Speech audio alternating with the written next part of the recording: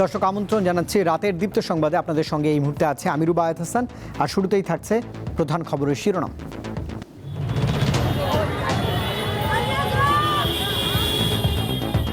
রাজধানীর কালশির বস্তিতে ভয়াবহ আগুন, ঘটনাস্থলে পানি সংকট, ফায়ার সার্ভিসের 15 ইউনিটের প্রায় 2.5 ঘন্টার চেষ্টায় নিয়ন্ত্রণে।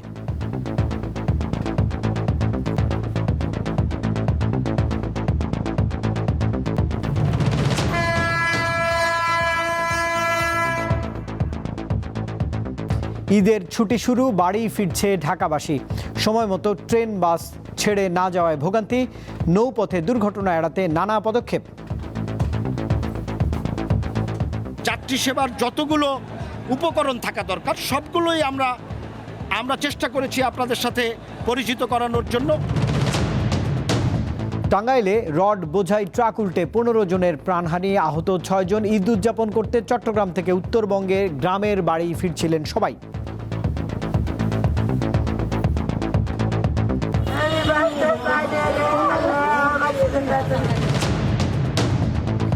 চট্টগ্রামের জঙ্গল সলিমপুরে র্যাব পুলিশের ক্যাম্পে দুর্বৃত্তদের সশস্ত্র হামলা, দুই পক্ষের কয়েক ঘন্টা গোলাগুলি, অভিযানে বেশ কয়েকজন আটক।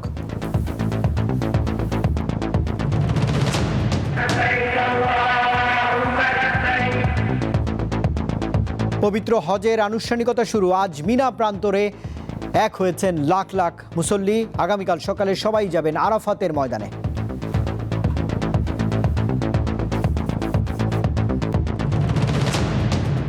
মাঠে গড়ালো সাফ নারী চ্যাম্পিয়নশিপ।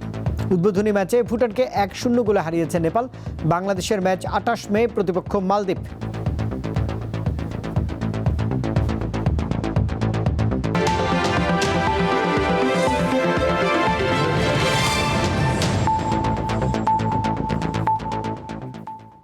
এবারে পুরো আয়োজন।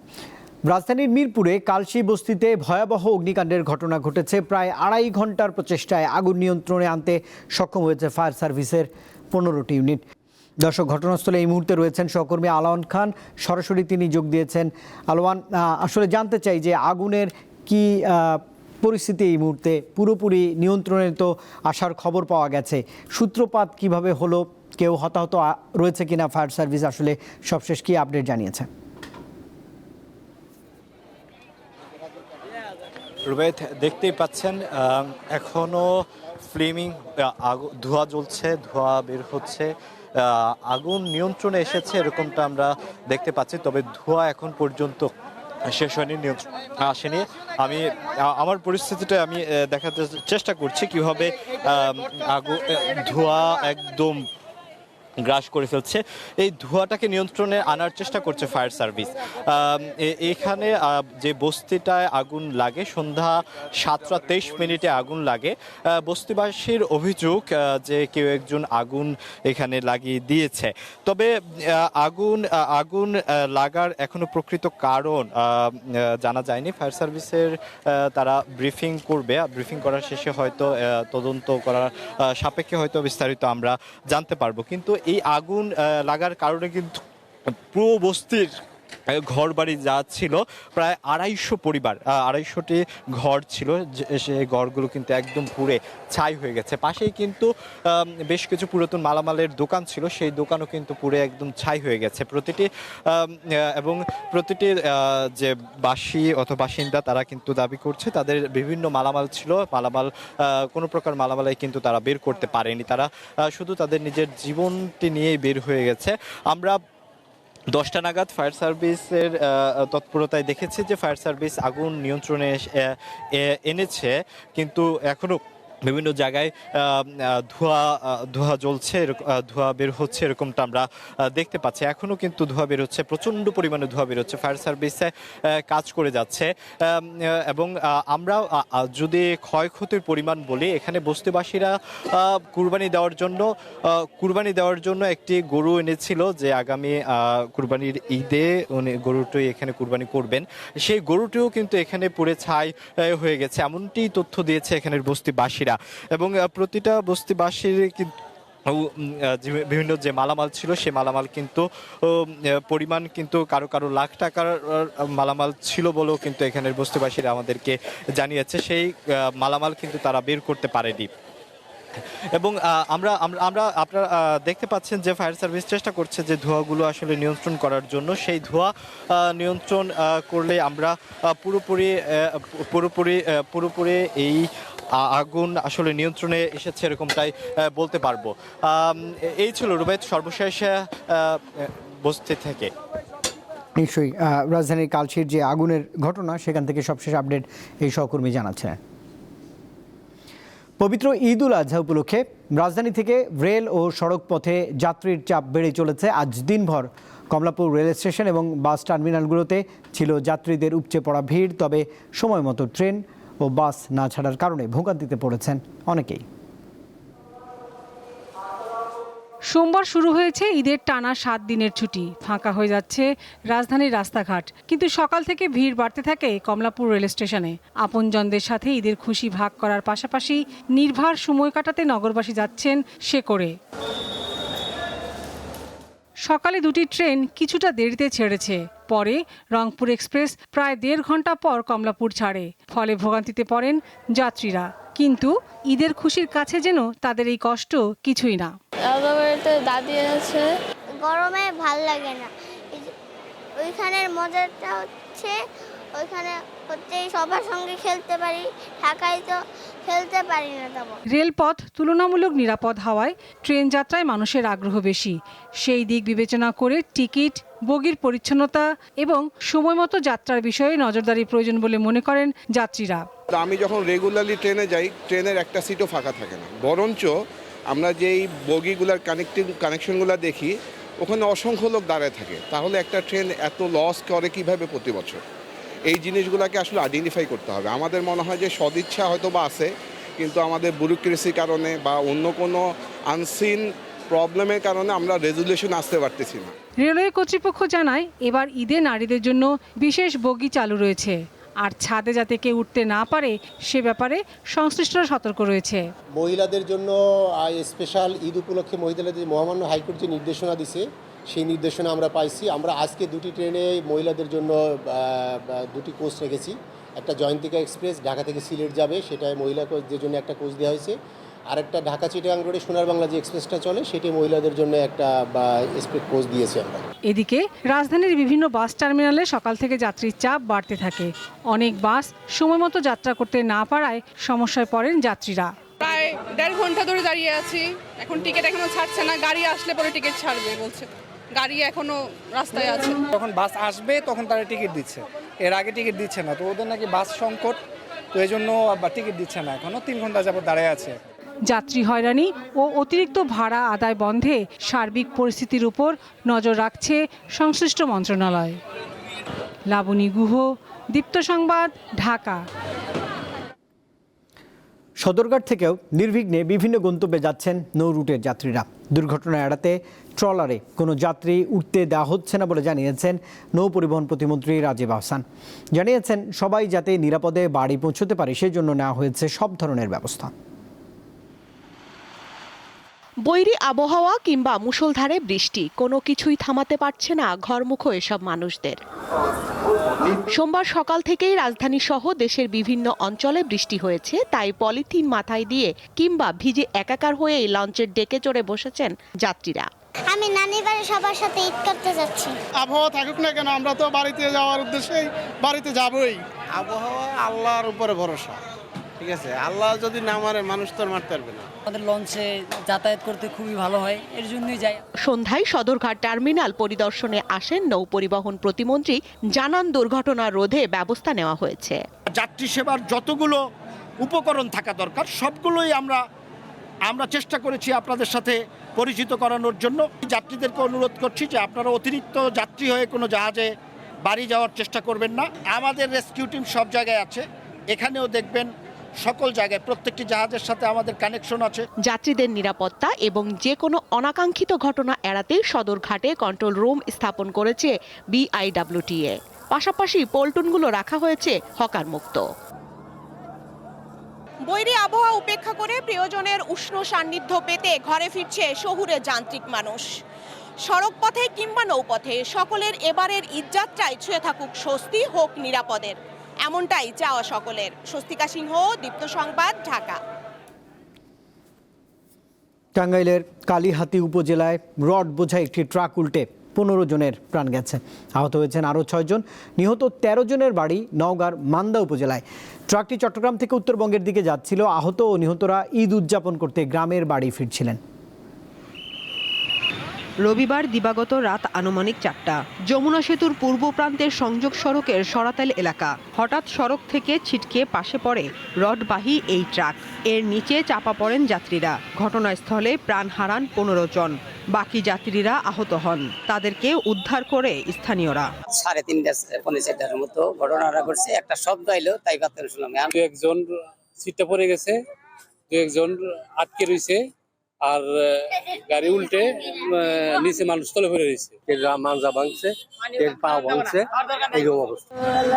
নিহত 13 জনের বাড়ি নওগাঁর মান্দা উপজেলায়। বাকি 2 জন চাঁপাইনবাবগঞ্জের বাসিন্দা। দুর্ঘটনার খবরে তাদের গ্রামের বাড়িতে শোকের ছায়া নেমে আসে। ঈদ উদযাপনের জন্য তারা বাড়ি যাচ্ছিলেন। আমার জামাই ফোন দিয়েছে, অ্যাক্সিডেন্ট হওয়ার সাথে সাথে ফোন দিয়েছে। আমার এক ভগ্নিপতি আছে, এক ভাগ্নে আছে, তো আসছিলাম ওনাদেরকে, মানে এখন আমি খুঁজে পাচ্ছি না।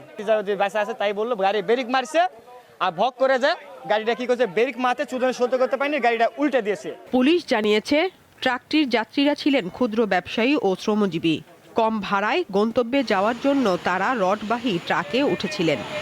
আমরা 9 জনকে উদ্ধার করতে পারি এবং তাদেরকে উন্নত চিকিৎসার জন্য টাঙ্গাইলে পাঠানো হয়েছে।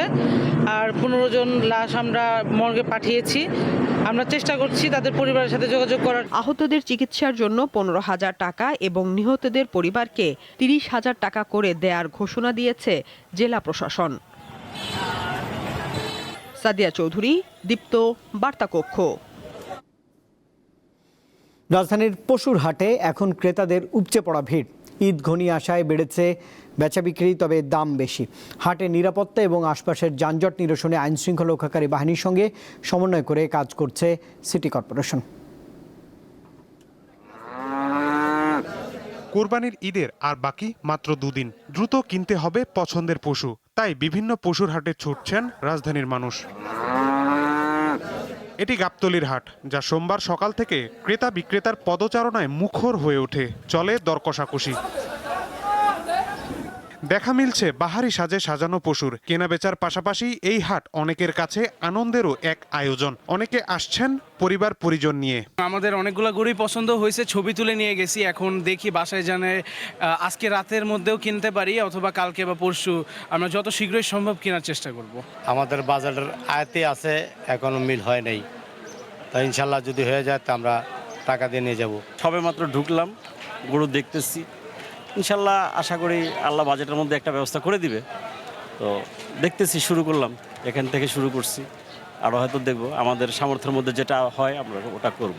ছোট, মাঝারি ও বড় সব ধরনের গরুর দেখা মিলছে ঢাকার নামকরা এই হাটে। রয়েছে বাহারি নামের পশু, তবে দাম বেশি বলে মনে করেন ক্রেতারা। দাম বলছে আপনার 4.5 লাখ, অল্পর মাধ্যমে সেল দিয়ে দেবো। এখন আসার পরে দেখলাম গাবতলী হাটে বড় গরু, এত বড় গরু, মানে আমাদের আসিয়ে দেখেও জিজ্ঞেস করবে ভাই গরুটার দাম কত বা এত টাকা দেওয়া যাবে। এই পর্যন্ত সেরকম আলামত পাইলাম না। কত 9টা বাজে আসছে, আসার পরে আলহামদুলিল্লাহ মোটামুটি কত প্রায় 20-25টার মতো গরু দেখছি। হ্যাঁ, দেখার পরে আলহামদুলিল্লাহ এটা আমার পছন্দ হয়েছে। ঠিক আছে, পছন্দ হওয়ার পরে আলহামদুলিল্লাহ নিয়ে এনেছি আর কি। সকালে হাট পরিদর্শনে আসেন ঢাকা উত্তর সিটি কর্পোরেশনের প্রশাসক ও ডিএমপি কমিশনার। পরিদর্শন শেষে তারা জানান যানজট ও জনদুর্ভোগ কমাতে তারা কাজ করছেন। ঢাকার 2 সিটি কর্পোরেশন কর্তৃক নির্ধারিত প্রতিটি পশুর হাটকে কেন্দ্র করে নিশ্চিদ্র নিরাপত্তা বলয় তৈরি করা হয়েছে।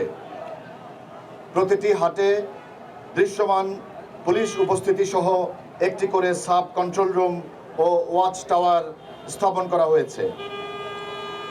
বাংলাদেশ ব্যাংকের সহায়তায় প্রতিটি গরুর হাটে জাল নোট শনাক্তকারী মেশিন থাকবে। ছিনতাই, জাল নোট, অজ্ঞান পার্টি ও মলম পার্টি তৎপরতা রোধে ডিবি সহ সাদা পোশাকের পুলিশের বিশেষ টিম 24 ঘন্টা মোতায়েন আছে।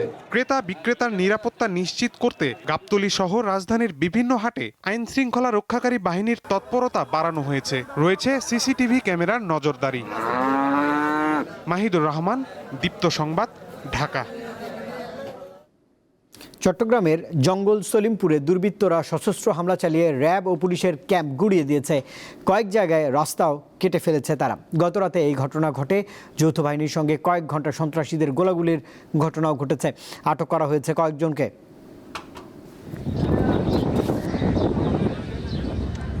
জঙ্গল সলিমপুরের অবস্থান চট্টগ্রামের সীতাকুণ্ডে। কয়েকদিন আগে বড় ধরনের অভিযানের পর পাহাড় ঘেরা এই স্থানটির নিয়ন্ত্রণে যৌথ বাহিনীর সদস্যরা। এরপর থেকে এখানকার মানুষের মাঝে স্বস্তি ফিরতে শুরু করে। কিন্তু রবিবার দিবাগত গভীর রাতে র্যাব ও পুলিশের যৌথ ক্যাম্পে ভারী অস্ত্র নিয়ে ভয়াবহ হামলা চালায় দুর্বৃত্তরা। ছোড়া হয় অসংখ্য গুলি। দুর্বৃত্তরা গুড়িয়ে দেয় আইনশৃঙ্খলা রক্ষাকারী বাহিনীর ক্যাম্প। কয়েক জায়গায় কেটে দেওয়া হয় সড়ক। কালকে রাত্রে অনেক খারাপ অবস্থা ছিল, সবাই নাকি হুমকি দামকি দিয়ে বের করার জন্যই করছে, দৌড়াদৌড়ি করছে। এটা আলীনগরের লোকজন যারা সন্ত্রাস পালে তারারই। বিভিন্ন দলবদল আছে, তাদের কিছু ব্যবসা বাণিজ্য আছে, তাদের কিছু স্বার্থ আছে হয়তো। প্রশাসনের নিয়ন্ত্রণে থাকলে তো সবকিছু সঠিক এবং সুন্দর থাকে। যৌথ বাহিনীর সদস্যরা উপযুক্ত জবাব দেয়। রাতভর চলতে থাকে গোলাগুলি। এক পর্যায়ে দুর্বৃত্তরা পালিয়ে যায়। আটক করা হয় বেশ কয়েকজনকে। আবার বুলেটের ফায়ারে তারা যাচ্ছিল না। এক পর্যায়ে তারা একটা এক্সকেভেটর নিয়ে এসে আমাদের ক্যাম্পের পেছনে যে বাউন্ডারি ওয়াল আছে সেই ওয়াল ভাঙা শুরু করে। তখন রাইফেল দিয়ে ফাঁকা ফায়ার করা হয় এবং ফাঁকা ফায়ার করার পর তখন তারা সেখান থেকে পিছু হটে। এখানে কোটি কোটি টাকার বিষয়, কারণ এইগুলো এই সাম্রাজ্য যখন তারা হাতছাড়া হয়ে যাচ্ছে, তো এই হাতছাড়া হওয়ার আগে তারা একটু ঝাঁকুনি দিবে, এটাই স্বাভাবিক। তো যতই ঝাঁকুনি দেখ, আসলে আমরা চেষ্টা করব। আমাদের আইনশৃঙ্খলা বাহিনী এখানে অবস্থান করতেছে, সামনে আরও অবস্থান করবে, আর হয়তো বেশি পরিমাণে আমরা রাখবো। জঙ্গল সলিমপুরে সন্ত্রাসীদের আর কোনো ছাড় দেওয়া হবে না বলে হুঁশিয়ারি দিয়েছে র্যাব ও পুলিশ। রুনা আনসারি, দীপ্ত সংবাদ, চট্টগ্রাম। দেশে হাম ও হামের উপসর্গ নিয়ে আরও 17 শিশুর মৃত্যু হয়েছে। এর মধ্যে একজন হামে এবং 16 জন উপসর্গ নিয়ে মারা গেছে। স্বাস্থ্য অধিদপ্তরের তথ্য অনুযায়ী হামে নিশ্চিত মৃত্যুর সংখ্যা দাঁড়িয়েছে 87 জনে, আর হামের উপসর্গ নিয়ে মারা গেছে 458 জন। গত 24 ঘন্টাতে 97 জন নিশ্চিত সংক্রমণ শনাক্ত হয়েছে। আর এ পর্যন্ত নিশ্চিত হামে আক্রান্ত হয়েছেন 8719 জন। এই সময়ে 1127 শিশুর শরীরে হামের উপসর্গ মিলেছে। এতে করে মোট সন্দেহভাজন সংক্রমণের সংখ্যা দাঁড়িয়েছে 64,940 জন।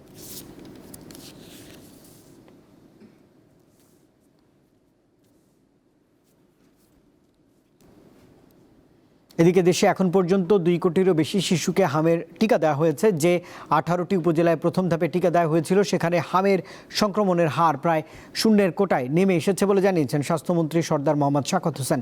সকালে কুমিল্লা মেডিকেল কলেজ হাসপাতাল ও কুমিল্লা সদর হাসপাতাল পরিদর্শন শেষে সাংবাদিকদের তিনি একথাই জানিয়েছেন।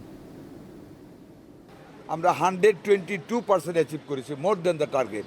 2 কোটির উপরে বাচ্চাকে আমরা ভ্যাকসিন দিয়েছি। তারপরেও কিন্তু আমরা বসে থাকি নাই। সারা বাংলাদেশ ব্যাপী আমাদের মেডিকেল সেন্টারগুলিতে বলেছি it is campaign is over, but এটা ডেইলি চলবে ইউপিআই কার্যক্রমের সাথে। গত কয়েকদিনের ভ্যাপসা গরম এবং তাপপ্রবাহের পর রাজধানীতে নেমেছে স্বস্তির বৃষ্টি। তবে মাত্র ঘণ্টা দুয়েকের বৃষ্টিই নগরবাসীর জন্য হয়ে উঠেছে দুর্ভোগের। বিভিন্ন এলাকায় সৃষ্টি হয়েছে জলাবদ্ধতা। রাস্তাঘাট তলিয়ে যাওয়ায় যানবাহন চলাচলে যেমন ব্যাহত হয়েছে, তেমনি ভোগান্তিতে পড়েছে সাধারণ মানুষ। রাজধানীতে বর্ষা এখনও পুরোপুরি শুরু হয়নি, কিন্তু অল্প সময়ের বৃষ্টিতেই প্রধান সড়ক থেকে অলিগলি সব জায়গায় এভাবেই জমে গেছে বৃষ্টির পানি। প্রতি বছরই জলাবদ্ধতা নিরসনে বিভিন্ন পরিকল্পনা এবং প্রতিশ্রুতি থাকলেও বাস্তবে নগরবাসীর ভোগান্তি কমেনি। আমরা জেনে নেওয়ার চেষ্টা করব কি বলছেন সাধারণ মানুষ। সামান্য বৃষ্টিতে এখানে জলাবদ্ধতা সৃষ্টি হয়ে যায়, এবং কি মনে করেন যে পুরোপুরি হাঁটাচলা করা তো অসম্ভব।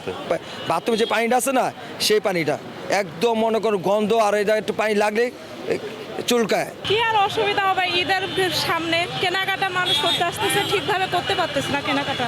একটু আগে আরো পানি বেশি ছিল, যে ধারণার বাইরে কোথাও মহিলা আমরা চলাচল করতে পারি না, ওখানে দাঁড়াইছিলাম আধা ঘন্টা। চলাফেরা সমস্যা হয়, যানজট হয়, নগর জীবন অতিষ্ঠ আর কি।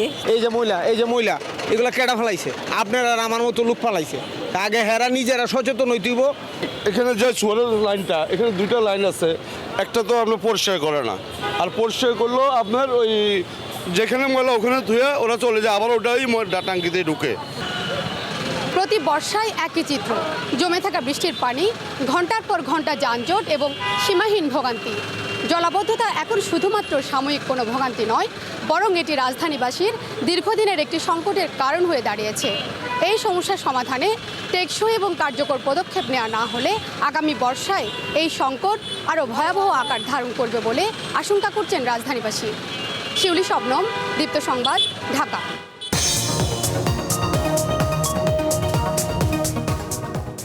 পবিত্র হজের আনুষ্ঠানিকতা শুরু হয়েছে। এখন মিনায় অবস্থান করছেন মুসল্লিরা। গতকাল রাত থেকে সবাই পবিত্র মক্কানগর থেকে মিনায় যেতে শুরু করেছেন। কাল সকালে সবাই যাবেন আরাফাতের ময়দানে।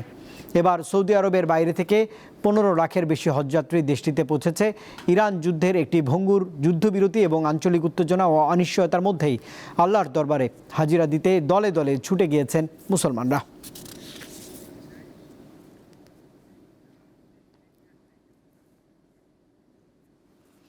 এবারে গ্লো অ্যান্ড লাভলি সাফ উইমেন্স চ্যাম্পিয়নশিপ 2026-এর খবর।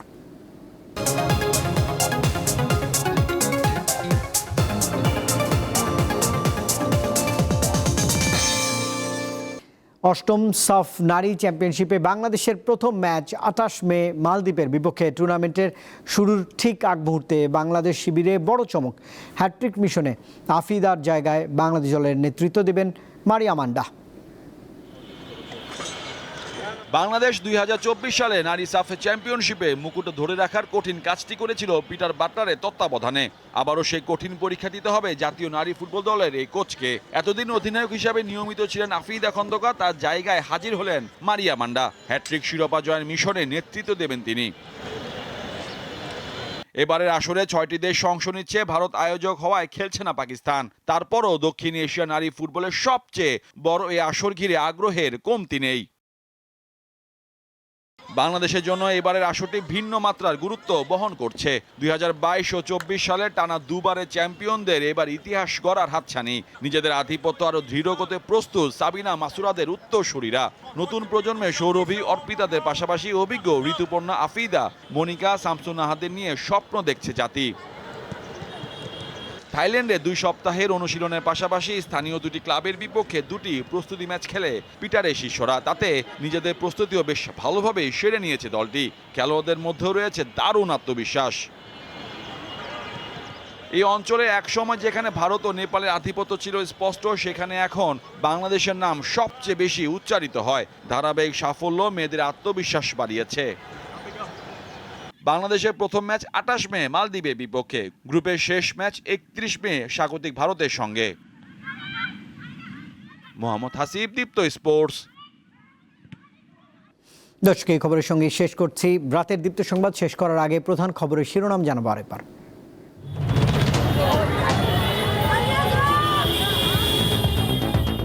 রাজধানীর কালশী বস্তিতে ভয়াবহ আগুন, ঘটনাস্থলে পানি সংকট।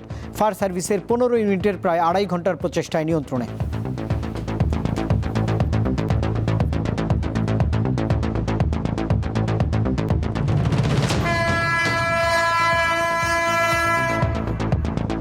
ঈদের ছুটি শুরু, বাড়ি ফিরছে ঢাকাবাসী। সময় মতো ট্রেন বাস ছেড়ে না যাওয়ায় ভোগান্তি। নৌপথে দুর্ঘটনা এড়াতে নানা পদক্ষেপ। যাত্রী সেবার যতগুলো উপকরণ থাকা দরকার সবগুলোই আমরা চেষ্টা করেছি আপনাদের সাথে পরিচিত করানোর জন্য। টাঙ্গাইলে রড বোঝাই ট্রাক উল্টে 15 জনের প্রাণহানি, আহত 6 জন। ঈদ উদযাপন করতে চট্টগ্রাম থেকে উত্তরবঙ্গে গ্রামের বাড়ি ফিরছিলেন সবাই।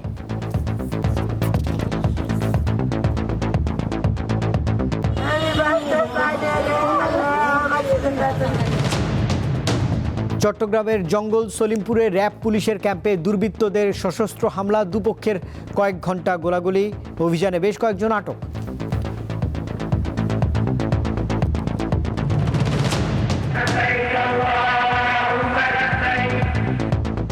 পবিত্র হজের আনুষ্ঠানিকতা শুরু। আজ মিনা প্রান্তরে এক হয়েছেন লাখ লাখ মুসল্লি। কাল সকালে সবাই যাবেন আরাফাতের ময়দানে।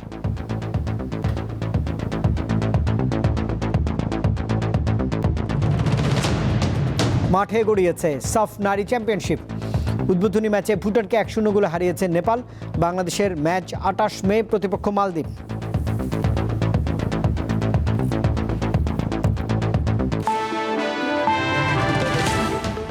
আর দর্শক, এই ছিল এখনকার মতো। এতক্ষণ সঙ্গে থাকবার জন্য ধন্যবাদ সবাইকে। আরও তথ্য বিনোদনের জন্য আপনি যুক্ত থাকতে পারেন দীপ্ত টেলিভিশনের ডিজিটাল প্ল্যাটফর্মগুলোতে। শুভরাত্রি।